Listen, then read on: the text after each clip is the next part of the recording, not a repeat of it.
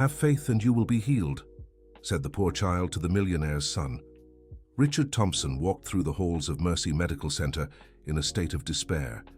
His 9-year-old son, Nathan, had been hospitalized for 3 months without any specialist being able to explain why his legs simply stopped responding to his brain's commands. That was when a boy with dark hair and simple clothes appeared at the door of room 312. The boy looked directly at Nathan, who was silently crying in bed, and whispered with a conviction that sent chills down everyone's spines, "Have faith, and you will be healed." Richard felt a mix of anger and disbelief. How dare this poor kid enter his son's room and spout nonsense? He was about to call security when Nathan, for the first time in weeks, stopped crying and fixed his gaze on the unfamiliar boy. "Who are you?" Nathan asked in a weak voice. "My name is Michael," the boy replied, unfazed by the businessman's furious glare. "I work here at the hospital. Well, I help my aunt with cleaning after school." "Get out of here right now," Richard shouted, but Michael didn't move. "Sir, I know you don't believe me," Michael said with remarkable calm for his age. "But I've seen cases like this before. My grandmother went through the same thing." The attending physician, Dr. William Anderson, entered the room at that moment and noticed the tension in the air. He was an experienced man, having graduated over 20 years ago, and had never encountered a case as baffling as Nathan's. "What's going on here?" the doctor asked, eyeing the plainly dressed boy. "This kid came in without permission," Richard explained, still angry. Dr. Anderson was about to ask Michael to leave when he noticed something curious. Nathan had stopped showing the deep apathy that had characterized him in recent weeks. His eyes sparkled with a curiosity that hadn't been there in a long time. "Michael, right?" the doctor said.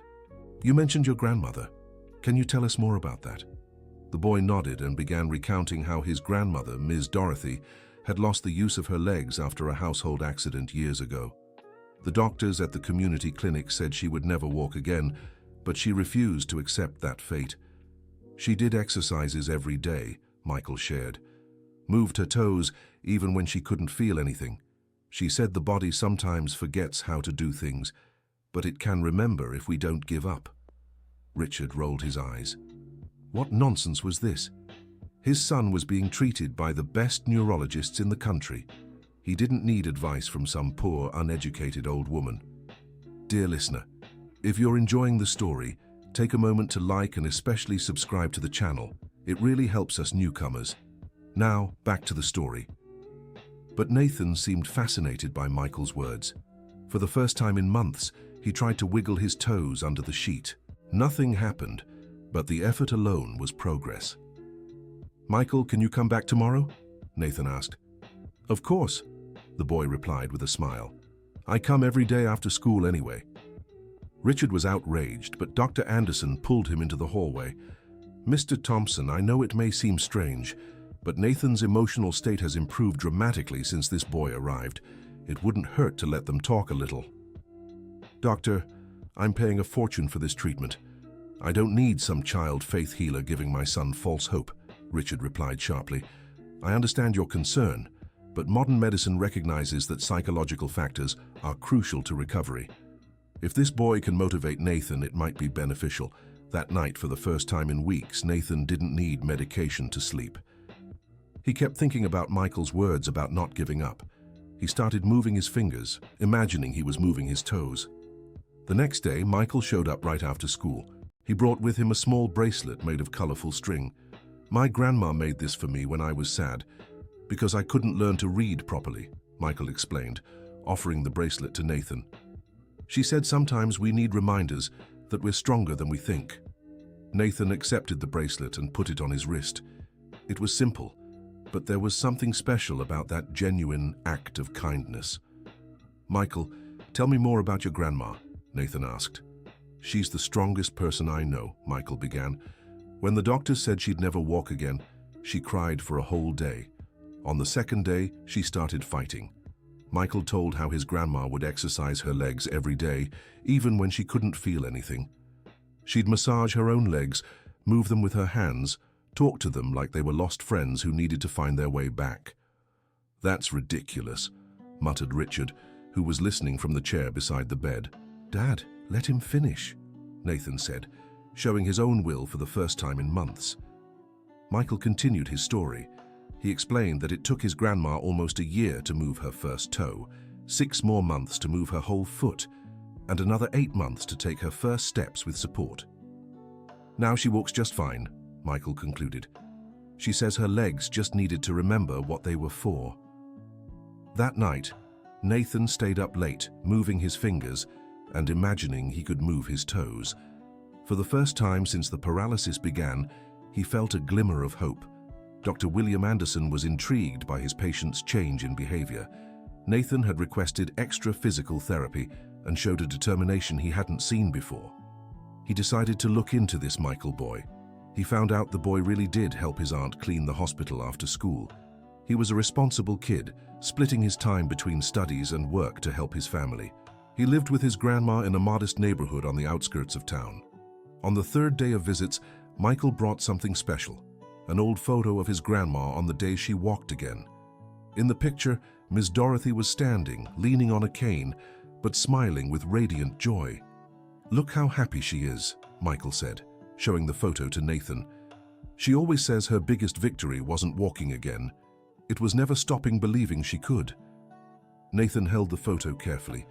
There was something in that smile that touched his heart deeply. For the first time, he began to imagine what it would be like to stand again, running through the backyard. "Michael, can you teach me the exercises your grandma did?" Nathan asked. "Of course," Michael replied excitedly. "But it has to be when your dad isn't here. He doesn't really like me." In the following days, Michael started arriving at the hospital earlier when Richard wasn't around. He taught Nathan how to move his legs with his hands, massage his own thighs, and talk to his legs like they were lost friends. "You have to be patient," Michael explained. "My grandma always said the body is like a stubborn child. The more you yell, the less it listens. But if you talk to it kindly, it hears you." Nathan began following the advice religiously. Every morning before the doctors arrived, he practiced the exercises Michael had taught him.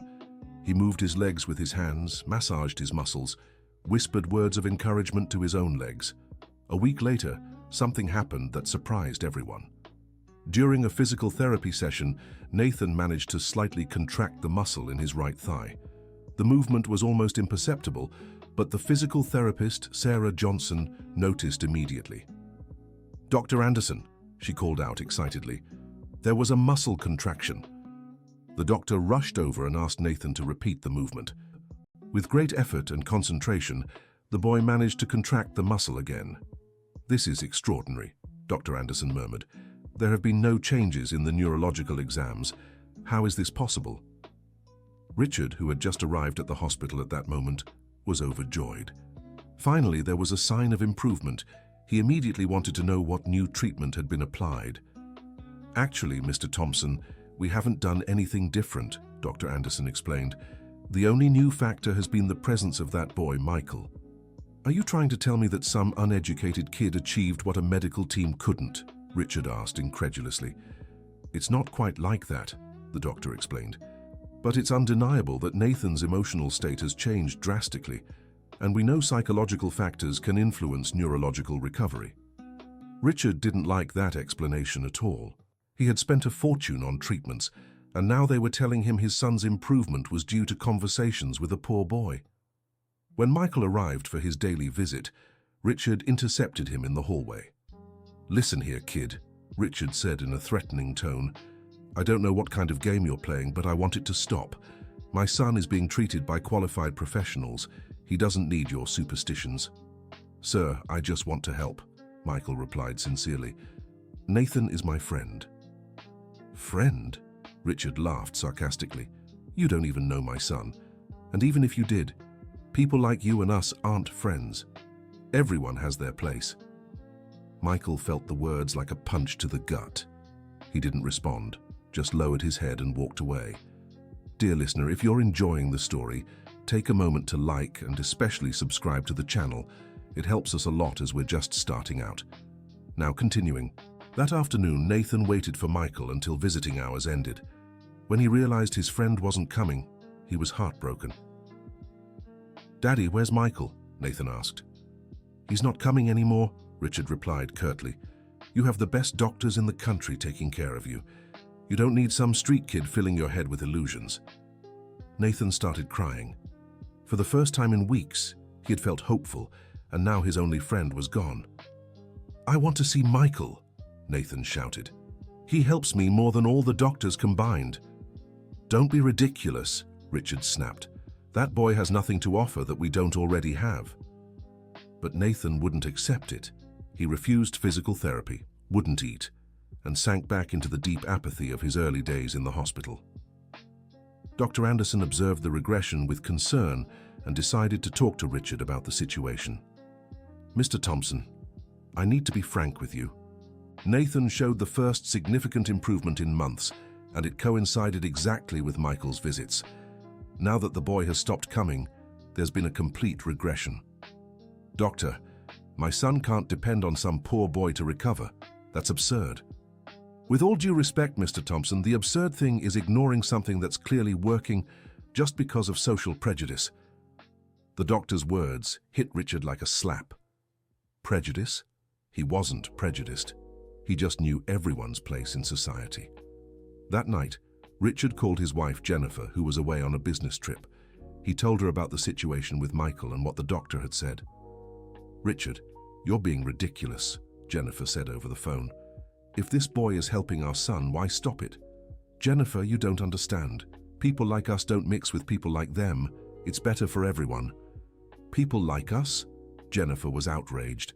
"Have you forgotten where we came from? Or did you choose to forget?" The conversation ended in a heated argument. Jennifer decided to cut the trip short and return home the next day. Meanwhile, Michael went home devastated. He told his grandmother, Ms. Dorothy, what had happened at the hospital. "Grandma, Nathan's dad said people like us aren't friends with people like them," Michael said with tears in his eyes. Ms. Dorothy, a 67-year-old woman with graying hair and wrinkles that told the story of a lifetime of struggle, hugged her grandson tenderly. "My child, some people forget where they came from when they move up in life," she said wisely. "But that doesn't mean we should stop doing good." "But how can I help Nathan if I can't even see him?" Ms. Dorothy grew thoughtful for a moment. There was something familiar about the name Thompson, but she couldn't place it. "Michael, describe Nathan's father to me. What does he look like?" Michael described Richard, a tall man with dark hair streaked with grey-brown eyes and a small scar on his forehead. Ms. Dorothy's eyes widened. She knew only one person who matched that description, and that scar. "Good heavens," she murmured. "Michael, I think I know your friend's father." "What do you mean, Grandma?" Ms. Dorothy struggled to her feet and went to an old chest in the room. She rummaged through yellowed papers and faded photos until she found what she was looking for. A picture from over 30 years ago. In it, a young Dorothy stood beside a boy of about 12. The boy had the same brown eyes and the same scar Michael had described. "This boy is Richard," Ms. Dorothy said emotionally. "He was living on the streets when I met him. He went hungry every day." Michael couldn't believe what he was hearing. Nathan's father, that arrogant man who had treated him with disdain, had once been a homeless boy? "Tell me, Grandma, how did you meet Ms.?" Dorothy sat in the rocking chair her late husband had made for her decades ago.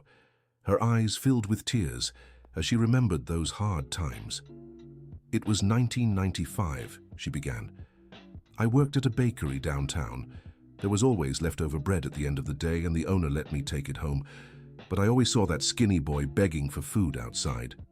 Michael listened intently, fascinated by his grandmother's story. "One day, it was raining hard, and I saw the boy, soaked, shivering under the bakery awning. I couldn't just leave him there." Miss Dorothy told how she brought Richard home that night. He had a fever, was malnourished, and terrified. He said he'd run away from an orphanage where he'd been mistreated. "He stayed with us for 3 months, and she continued. Your grandfather, God rest his soul, treated him like a son, taught him to read, helped him with schoolwork." "What happened then? Why did he leave?" Miss Dorothy's eyes filled with deep sadness. "One day, a social worker came saying they'd found a foster family for him, a wealthy family who could give him everything he needed. Richard was torn, but we knew it was his chance for a better life. Now Michael understood the connection. Nathan's father had been helped by his family when he needed it most, yet now he refused to let them help his son. "Grandma, does Mr. Richard know it was you who helped him?" "I think he remembers. But some people prefer to forget the past when it doesn't fit the present." Ms. Dorothy showed more photos to Michael. There were several images of Richard helping with small tasks around the house, playing in the backyard, smiling during family meals. "He was such a sweet boy," she said nostalgically. "He always said that when he grew up he'd help other kids just like we helped him." Michael felt a mix of sadness and anger. How could someone change so much? How could he forget who helped him through the toughest times? "Grandma, we need to do something. Nathan needs me, and Mr. Richard needs to remember who he was before he got rich." Ms. Dorothy smiled proudly at her grandson. Even though he was just a child, Michael had a generous heart and admirable determination. "You're right, my dear. But first, let's think carefully about how to do this." The next day, Jennifer Thompson arrived at the hospital with steely resolve. She'd thought a lot during the flight and had reached some important conclusions about her husband's behavior. She found Nathan in a pitiful state. The boy refused to eat, wouldn't speak to anyone, and had sunk back into deep depression. "Sweetheart, Mommy's here," Jennifer said, hugging Nathan tenderly. "Mommy, I want to see Michael," Nathan said weakly. "He's my only friend, and Daddy sent him away." Jennifer's heart ached. She knew her husband well and understood he was capable of pushing away anyone he deemed unsuitable for the family. "Nathan, tell me about this Michael. Who is he?" Nathan's eyes lit up for the first time in days as he began talking about Michael. He shared stories about the boy's grandmother, the exercises they did, and how hopeful he felt when Michael was around. "He made me believe I could get better, Mommy, and it worked. I moved my leg when he was here." Jennifer was moved by her son's words. It was clear Michael had achieved what even the best doctors couldn't. He'd given Nathan hope again. "Sweetheart, Mommy will fix this. You'll see your friend again." That afternoon, Jennifer searched for information about Michael. She found out where he went to school and got his family's address through an aunt who worked at the hospital. When she arrived at the neighborhood where Michael lived, Jennifer was shocked by the stark difference in their realities. The houses were modest, the streets unpaved, and it was clear the people here had few financial resources. She found Ms. Dorothy's house and knocked with a racing heart. When the elderly woman opened the door, Jennifer introduced herself as Nathan's mother. "Are you the mother of the boy Michael's been visiting?" Ms. Dorothy asked. "Yes, that's me. I came to talk about my son and your grandson." Ms. Dorothy invited Jennifer inside. The house was small but impeccably clean and tidy. Michael was at the kitchen table doing homework. "Michael, this is Nathan's mother," Ms. Dorothy said. The boy looked up from his notebooks, and Jennifer could see the sadness on his face. "Mom, I just wanted to help," Michael said sincerely. "Nathan's my friend." Jennifer felt tears welling up. This boy was clearly special, with a pure and generous heart. "Michael, I know you want to help, and I want you to know you really have helped so much. My son improved after meeting you." "Then why won't his dad let me visit anymore?" Jennifer sighed deeply.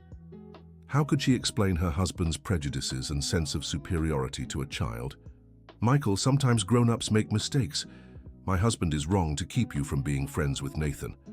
Miss Dorothy, who had been silent until then, finally spoke. "Mrs. Jennifer, may I ask you something? Doesn't your husband have a small scar on his forehead?" Jennifer was surprised by the question. "Yes, there is. How do you know that?" "Because I knew him when he was a child." Jennifer was stunned. How could this elderly woman possibly know Richard? Ms. Dorothy went to fetch the chest with old photos and showed Jennifer a picture of Richard as a young boy. "This is your husband," she said simply. Jennifer held the photo with trembling hands. It was indeed Richard, but a version she had never seen before. Thin, wearing worn-out clothes, yet smiling genuinely. "I don't understand," Jennifer said. "How did you two meet?"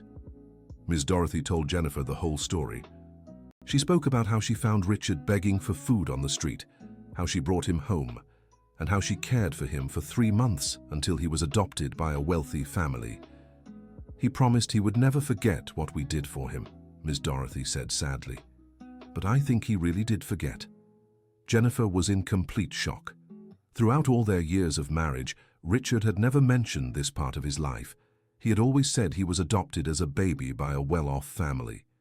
Miss Dorothy, I have to ask you something. Why did you never look for Richard after he grew up? Because it wasn't my place, the woman replied with dignity. He had a new life, a new family. I didn't want to interfere. Michael, who had been listening to the whole conversation, asked a question that struck Jennifer's heart. Aunt Jennifer, why is Nathan's dad ashamed of you? You're good people. Michael's innocent question made Jennifer see the situation with absolute clarity. Her husband hadn't just forgotten his roots, he was ashamed of them, and he was passing that shame and prejudice onto his own son. Michael, your father shouldn't be ashamed of you. You all deserve our eternal gratitude. Jennifer spent the rest of the afternoon at Miss Dorothy's house, listening to more stories about Richard as a child and understanding Gabriel's kind and caring personality better. When she returned to the hospital at the end of the day, she found Richard visiting Nathan. The boy was withdrawn and refusing to speak to his father. Richard, we need to talk, Jennifer said firmly. Later, Jennifer. Right now, I want to be with Nathan. Now, Richard, it's urgent. Reluctantly, Richard followed his wife into the hallway. I just came back from Michael's house, Jennifer said bluntly. Richard's face instantly paled. What were you doing there? Meeting the family that helped our son when no doctor could. And, by the way, meeting the family that saved my husband from the streets when he was a child. Richard was silent for several seconds, clearly trying to process what Jennifer had uncovered. Jennifer, that was a long time ago. It has nothing to do with the current situation. It has everything to do with it, Richard. Jennifer raised her voice. You owe your life to that family, and now you're keeping them from helping our son out of pure prejudice. It's not prejudice, it's realism. People from different worlds shouldn't mix. Different worlds? Jennifer was furious now. You came from the exact same world as them. The only difference is you got lucky and were adopted by a rich family. Richard felt cornered. For years he had built an edited version of his story, omitting the hardest moments and the help he had received from humble people. Jennifer, you don't understand. I built a new life. I can't keep looking back all the time. I'm not asking you to look back. I'm asking you to acknowledge the present. That family is helping our son, and you're standing in the way out of pride and shame. The argument was interrupted by Dr. William Anderson, who approached with a concerned expression. Sorry to interrupt, but I need to let you know Nathan just had an anxiety attack. He keeps asking for Michael over and over. Jennifer looked at Richard with an expression that clearly said, see what your prejudice is causing. Doctor, my husband will resolve this situation right now, Jennifer said firmly. Jennifer, it's not that simple, Richard tried to argue. Yes, it is, Richard. It's very simple. You're going to that house, you're going to apologize to the people who saved your life, and you're going to let Michael visit our son again. And if I refuse? Jennifer looked directly into her husband's eyes with a determination he rarely saw. Then you go back home alone. Nathan and I will stay here until he recovers, with or without your help. Richard realized Jennifer was serious. He had known his wife for 15 years and could tell when she wasn't bluffing. Dr. William Anderson, sensing the tension between the couple, decided to intervene. Mrs. Jennifer, if I may offer a medical suggestion, Nathan has shown significant improvement with Michael's visits. From a clinical standpoint, it would be highly advisable for those visits to resume. Richard felt pressured from all sides. The doctor, his wife, and even his own son were against his decision. Fine, he finally said, but I'll talk to that family first, alone. Perfect, Jennifer agreed. But Richard, go with humility. Those people deserve our respect and gratitude. That night, Richard drove to the neighborhood where Miss Dorothy lived. The entire way, memories he had tried to forget flooded his mind. He remembered the constant hunger he felt when he lived on the streets. He remembered the cold of sleepless nights with nowhere to go. He remembered the fear of being caught by the police and taken back to the orphanage. And he remembered the overwhelming relief he felt when that kind woman took him home on a rainy night. Dear listener, if you're enjoying the story, please take a moment to like and especially subscribe to the channel. It helps us a lot as we're just starting out. Now, continuing. When he knocked on the small house's door, Richard felt as if he had traveled back in time. Miss Dorothy opened the door, and the two stared at each other in silence for several seconds. "Hi, Miss Dorothy," Richard said, his voice thick with emotion. "Hi, Richard," she replied simply. "Took you long enough." Michael, who was in the living room watching TV, was surprised to see Nathan's father at the door. "May I come in?" Richard asked. "You always can. This house is still your home." Richard stepped inside and sat on the same couch where he had slept so many nights during those 3 months of his childhood. Everything was exactly as he remembered, simple, yet full of love. "Miss Dorothy, Richard began, but struggled to find the words. "You grew up, became a handsome man," she said warmly. "I always wondered how you were doing. Why did you never look for me? Because you had a new life. I didn't want to intrude." A deep ache filled Richard's chest. This woman had literally saved his life, and he had abandoned her out of shame for his past. "I should have come back to thank you," he said sincerely. "No need to thank someone who acted out of love," Miss Dorothy replied wisely. Michael, who had stayed quiet until then, finally spoke.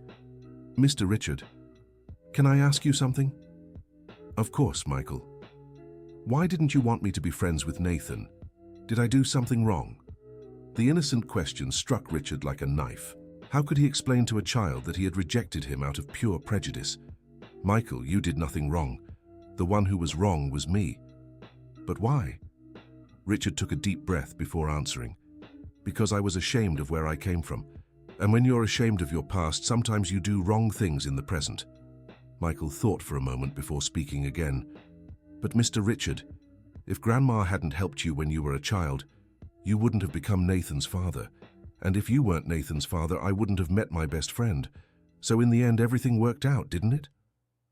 The simple wisdom of Michael left Richard deeply moved. A 9-year-old boy could see connections that he, a successful adult, had refused to acknowledge. "You're right, Michael. Everything did work out, even when I tried to mess it up." Miss Dorothy served Richard coffee, just as she had when he was a child. The taste brought back a flood of good memories. "Ms. Dorothy, I need to ask for forgiveness. Not just for disappearing without a word, but for how I treated you all at the hospital." "You're already forgiven, son. I know you're not a bad person.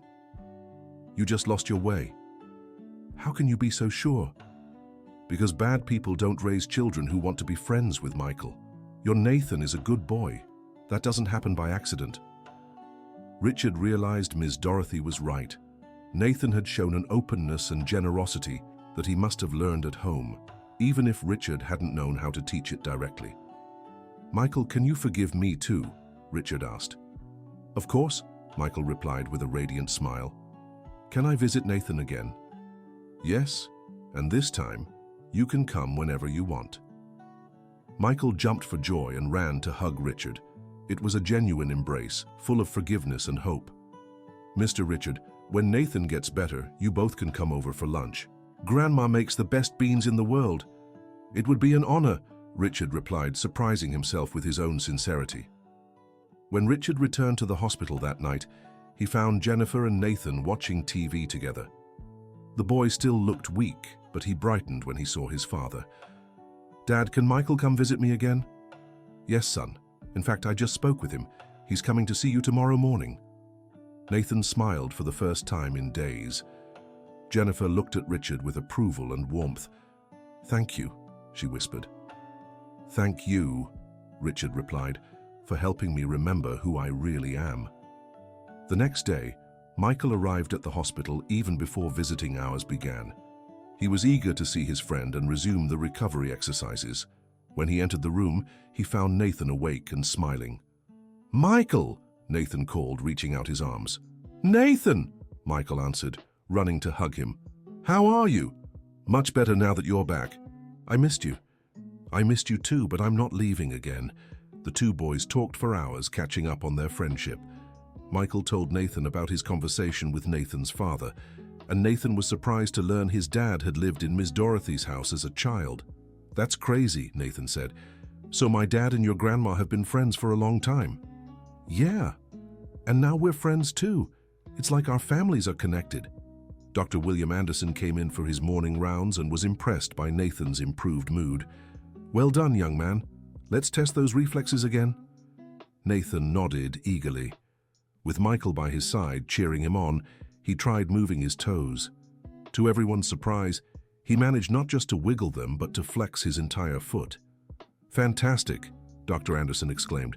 Your recovery is speeding up. Doctor, can I try sitting up by myself? Nathan asked. Carefully and with help, yes. Michael helped Nathan sit up on the bed without support. The boy held the position for a few seconds before needing to lean back again. You did it, Michael cheered. You're getting better every day. From that day on, Michael accompanied Nathan to every physical therapy session. Sarah Johnson, the physical therapist, was amazed at how Michael's presence motivated her patient to push himself harder. Michael has a natural gift for encouragement, she remarked to Dr. William Anderson. I've never seen anything like it. The following weeks brought steady progress. Nathan could sit up for longer periods, began moving his legs more easily, and showed a determination that surprised the entire medical team. Richard Thompson started visiting his son daily, often arriving at the same time as Michael. Gradually, he developed a genuine bond with the boy, remembering what it was like to be 9 years old with big dreams. One day, Michael arrived at the hospital earlier than usual, even before Richard. He found Nathan attempting something new, gripping the sides of the bed and trying to place his feet on the floor. Nathan, Michael shouted, what are you doing? Trying to stand up, Nathan replied with determination. I want to surprise my dad. Michael rushed to help his friend. Together, they managed to get Nathan on his feet for a few seconds, leaning against the bed with Michael supporting his arm. You did it, Michael said, his voice thick with emotion. You're standing. Just then, Richard walked into the room. When he saw his son on his feet, braced against the bed, tears welled in his eyes. Nathan, he cried, running to embrace him. Daddy, look, I stood up. Richard hugged both his son and Michael in a joyful, grateful embrace. Thank you, Richard whispered to Michael. Thank you for never giving up on my boy. Friends never give up on each other, Michael replied simply. Dr. William Anderson arrived minutes later and stared in astonishment at Nathan standing. This is extraordinary, he said. His recovery has surpassed all expectations. Doctor, how long until I can walk normally? Nathan asked. At this rate, within weeks you'll be walking with support, and in a few months, completely on your own. Nathan and Michael cheered excitedly. Richard watched the scene with a heart full of gratitude and a newfound understanding of what truly mattered in life. That afternoon, Richard did something he hadn't done in years. He cancelled all his work meetings and spent the entire day at the hospital, playing and talking with Nathan and Michael. The two boys told stories, joked around, and included Richard in their games. It was one of the happiest days Richard had experienced in a long time. When Jennifer arrived for her evening visit, she found all three asleep, Nathan in bed, Michael in the chair beside him, and Richard in a nearby seat, his head resting on his son's bed. She quietly snapped a photo with her phone, the perfect image of a family that had discovered the true meaning of happiness. A few weeks later, Nathan was discharged from the hospital. He still used a cane for support, but could walk short distances on his own. On the day of his release, the entire medical team bid him an emotional farewell. Michael, of course, was there, and he had even brought his grandmother to meet Nathan in person. So you're Nathan, Miss Dorothy said warmly, hugging the boy. Michael talks about you all the time. Miss Dorothy, Nathan exclaimed. Michael's always telling stories about you. Is it true you taught my dad how to read? I sure did, dear. And now I'm so proud to see the kind of man he's become. Richard, who had been listening, stepped closer to Miss Dorothy. Miss Dorothy, I'd like to invite you both to dinner at our place tonight. We'd love for you to see our home, and Jennifer's been eager to cook for you. It would be an honor, Miss. Dorothy replied with a smile. That evening, the Thompson home welcomed some very special guests. Jennifer had prepared a careful dinner, and the whole family was gathered. Richard, Jennifer, Nathan, Michael, and Ms. Dorothy. During dinner, the children shared stories of their adventures at the hospital. Richard and Ms. Dorothy reminisced about the past, and Jennifer was charmed by the elderly woman's wisdom and simplicity. "Ms. Dorothy," Jennifer said, "you saved my husband when he was a child, and now your grandson saved my son. Our family owes you an eternal debt." "There is no debt between families," Ms. Dorothy replied wisely. "And that's what we are now, one family." After dinner, while the adults talked in the living room, Nathan and Michael went to the room to play. It was the first time Michael had visited Nathan's house, and he was impressed by its size and luxury. "Your house is really beautiful," Michael said. "Thanks. But you know what I like most about it?" "What?" "That now my best friend can come here whenever he wants." The two boys sealed their pact of eternal friendship with a solemn handshake and sincere laughter. In the following weeks, Michael became a regular visitor at the Thompson house. He did homework with Nathan, played in the backyard, and developed an exercise routine to strengthen Nathan's legs. Richard, in turn, began visiting Ms. Dorothy regularly. He brought gifts, helped with small repairs around the house, and rediscovered a part of himself he had lost during years of obsession with financial success. One day, during one of these visits, Richard made an unexpected proposal. "Ms. Dorothy, I have an idea. How about we move you to a bigger, more comfortable house?" "Richard, my dear, we're grateful for the offer, but this house holds so many memories. It's where we want to stay." "I understand completely. Then how about we renovate this house? We can expand it, improve the structure, but keep its original charm." Ms. Dorothy looked at Michael, who nodded excitedly. "If that's the case, we accept," she said with a smile. The renovation of Ms. Dorothy's house became a family project. Richard hired the best professionals, but made sure to oversee every detail personally. Nathan and Michael gave input on the decor, and Jennifer helped choose the furniture. During the renovation, Michael and Ms. Dorothy stayed at the Thompson house. It was a magical time, with the two families living together daily and strengthening their bonds even further. Nathan, who was now walking without a cane, took the opportunity to show Michael every corner of the house. The backyard became their private playground. One afternoon, while playing outside, Nathan asked a question he had long wanted to ask. "Michael, do you remember what you said at the hospital on the first day we met?" "That you were going to get better." "No, before that. You said, 'Have faith and you'll be healed.' How did you know it would work?" Michael thought for a moment before answering. "Honestly, I didn't know. But my grandma always says faith isn't about being sure something will happen. It's about not giving up even when it seems impossible. And what if it hadn't worked, if I hadn't gotten better? Then we'd keep trying. True friends never give up." Nathan was moved by his friend's answer. He realized Michael had given him something far more valuable than healing his legs. He had taught him the true meaning of hope and friendship. Months later, Ms. Dorothy's house was completely renovated. It was the same house, but expanded and modernized, keeping its original warmth and charm. On the day of the reopening, Richard threw a party for the whole neighborhood. He wanted everyone to know that this family was special and deserved everyone's respect. During the party, Ms. Dorothy pulled Richard aside. "Richard, I need to tell you something.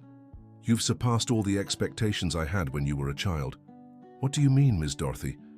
"When you were little, I could see you had a good heart. But I also saw you were angry at the world because of the hardships you'd faced. I feared that anger might harden you too much as you grew up." "And what changed your mind?" "The way you raised Nathan. Even when you were lost in pride and prejudice, you raised a son who could see kindness in anyone. That shows who you truly are inside." Richard hugged Ms. Dorothy with tears in his eyes. "Thank you for never giving up on me, even when I gave up on myself." "True friends never give up," she said, repeating the words Michael always used. The celebration lasted all night with music, plenty of food, and lots of joy.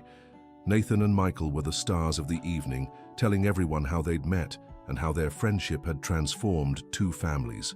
A few months later, Nathan had fully recovered.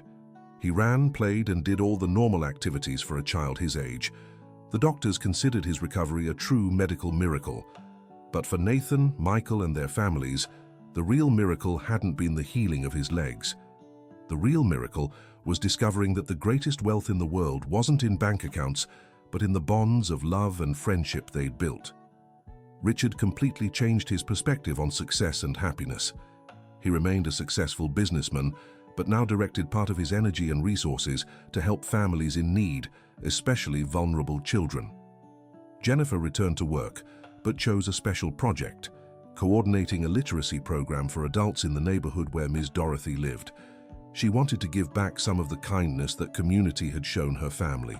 Michael remained the special child he'd always been, but with one difference.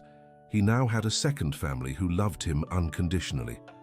His dream of studying medicine grew stronger, and Richard had already ensured the boy would have every educational opportunity to achieve that goal. At 67, Ms. Dorothy discovered there were still many joys ahead. She became a second grandmother to Nathan and an adoptive mother to Richard and Jennifer. Her home was always full of visitors, laughter, and love. Nathan grew up knowing that true strength doesn't come from leg muscles, but from the courage to keep one's heart open to new friendships and experiences.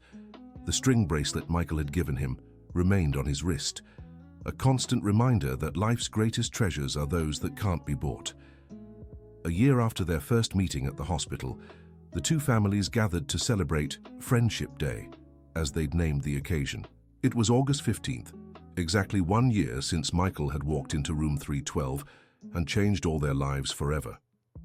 During the celebration, Richard gave an emotional speech. "A year ago, I thought I had everything in life: money, professional success, a beautiful family. But in truth, I had nothing because I lacked gratitude and humility. Michael and Ms. Dorothy taught me that true wealth lies in recognizing we need each other." Michael, now 10 and still wise beyond his years, also spoke. "When I met Nathan, he couldn't walk, but I realized I couldn't walk properly either, because I didn't know what it was like to have a big, loving family. Now we both know how to walk in every way." Nathan, fully recovered and strong, gave the final words. "At the hospital, Michael told me, 'Have faith and you'll be healed.' He was right, just not in the way I thought. My leg healed, but what mattered most was that my heart healed too. It healed from sadness, loneliness, and fear. And all of this because I gained the best friend in the world." The two boys hugged, followed by all the adults. It was a collective embrace that symbolized not just the union of two families, but the discovery that the true cure for all the world's troubles lies in the human capacity to love and forgive. That night, when everyone had gone and the house was silent, Richard found a letter Michael had left on his desk. "Uncle Richard," the letter read in a child's careful handwriting. "Thank you for letting me be friends with Nathan. Thank you for remembering who you were when you were a kid. And thank you for teaching me that truly rich people are those who share what they have with those in need. When I grow up, I want to be just like you, someone who never forgets where they came from and always remembers to help those who come after. Your friend forever, Michael." Richard kept that letter in his wallet and carried it with him everywhere for the rest of his life. Whenever he felt tempted to fall back into old habits of arrogance or prejudice, he would read Michael's words and remember who he truly wanted to be. Ms. Dorothy, sitting in her rocking chair on the porch of the renovated house, watched Michael and Nathan playing in the yard. At 67, she had seen a lot in life, but she had never witnessed a transformation as beautiful as this one. She remembered the words she had said to Michael on the first day he told her about Nathan. "My child, some people forget where they came from when they move up in life, but that doesn't mean we should ever stop doing good." Now, watching Richard playing with the children in the yard, she realized that sometimes people don't forget forever. Sometimes they just lose their way and need someone to remind them of who they really are. The end of the story. Now tell us what you thought of this story. Do you believe true friendship can heal more than any medicine? Share your thoughts in the comments and your own experiences of overcoming hardships. Don't forget to like and subscribe to the channel for more heartwarming stories.